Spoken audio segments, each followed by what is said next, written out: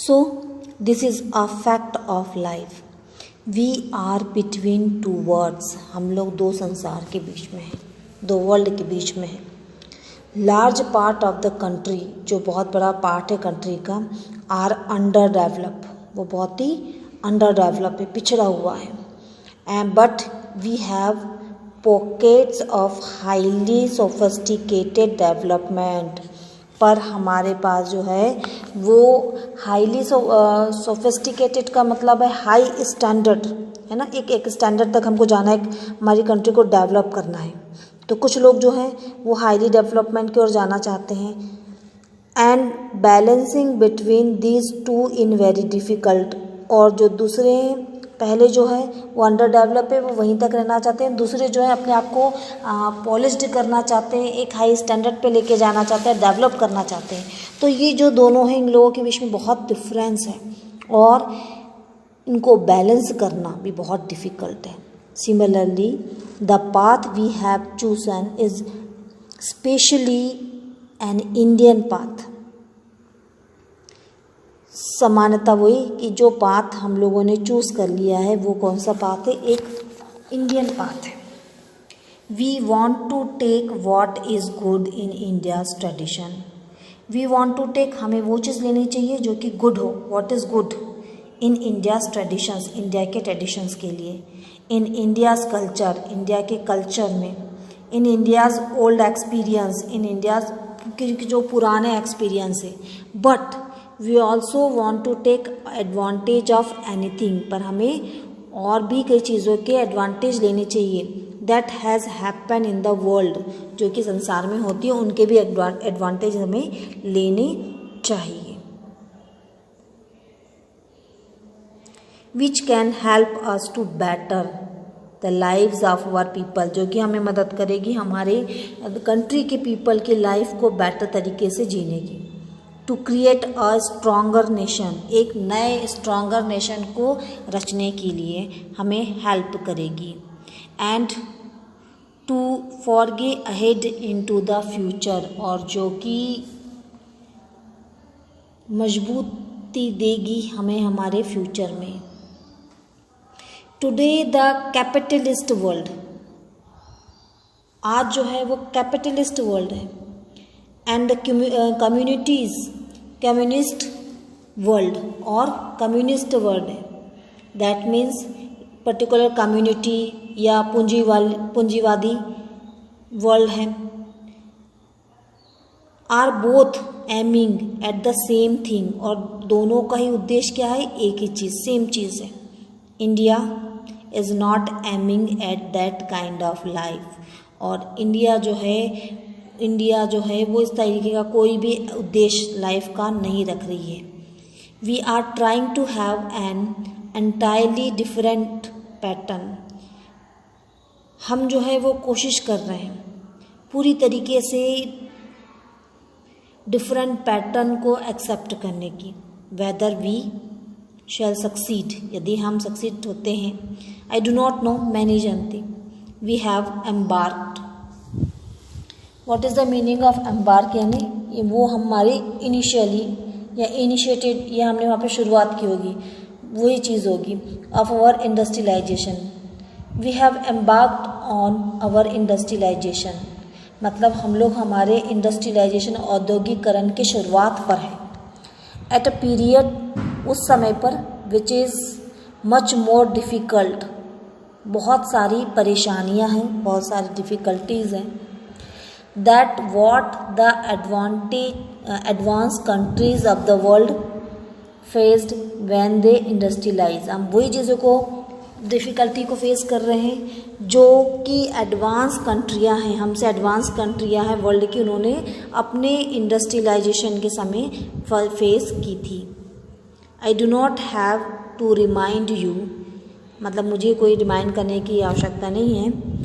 That when the west began to industrialise, मतलब जब waste के साइड यानी यूरोपियन कंट्री ने जो इंडस्ट्रियलाइजेशन की शुरुआत हुई थी, देयर वॉज नो डेमोक्रेसी, वहाँ पे कोई भी डेमोक्रेसी नहीं थी.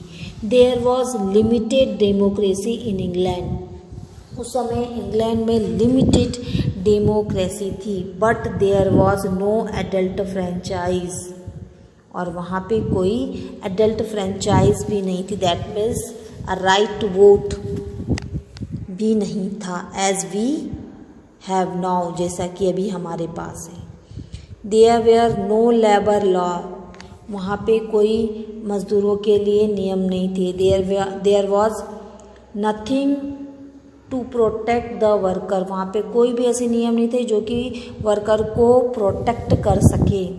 There four the people who set up industry, इसीलिए जो लोग जिन्होंने इंडस्ट्री को सेटअप किया था, एक्सप्लॉइटेड नॉट ओनली अस, हम लोग को ना सिर्फ उन्होंने हमारा शोषण किया, who were in their colonies, और उन्होंने हमें अपनी कॉलोनीज भी बनाई, but their own people, their own women and their own children, those who have read the literature of that time would know how small children were sent down into the mines।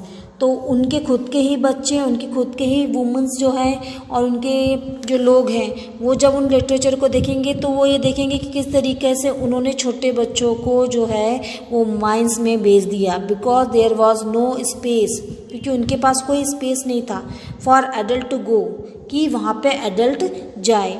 They never सा sunshine, और उन्होंने कभी भी sunshine को नहीं देखा। Many of them became blind at an early age, कुछ तो वहाँ के लोग जो हैं वो अर्ली एज में ही ब्लाइंड हो गए। Many of them died very prematurely, और कुछ लोग तो पहले ही अपनी एज से पहले ही मर गए। But there was no ways of complain, पर वहाँ पे कोई भी कंप्लेन नहीं कर सकता था, कोई वाइज नहीं थी कंप्लेन की, that means they have no right to complain against them. It came at a later stage, और जो भी है वो बहुत ही लेटर स्टेज में आया। And when this demand of right grew, और जैसे ही वो डिमांड जो है वो राइट्स की बढ़ी, इट कैम विथ एजुकेशन, और वो कैसे आई, एजुकेशन के साथ में। एजुकेशन इटसेल्फ स्प्रीड, एजुकेशन खुद अपने आप से फैलती है, not because people wanted to be educated but because machinery was becoming sophisticated. वहाँ पे क्या हुआ कि पीपल खुद नहीं चाहते थे एजुकेटेड होना, बट जो वहाँ की मशीनरीज थी, वहाँ की जो मशीनरीज थी उनको स्टैंडर्ड चाहिए था, उनको जो इलिटरेट वर्कर थे वो कुड नॉट मैनेज देम, उनको मैनेज नहीं कर सकते थे, सो दैट वहाँ पे एजुकेशन जो है वो आई।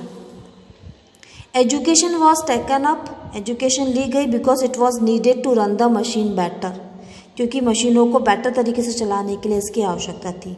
With education it was obvious, with education के साथ में जो है ये क्लियर हुआ दैट न्यू आइडियाज़, मतलब ये स्पष्ट हो गया कि जो नए आइडियाज़ हैं, न्यू थॉट है, न्यू डिज़ायर्स हैं एंड न्यू एम्बिशंस है, वुड अराइज, ये अराइज होने लगे एजुकेशन के साथ।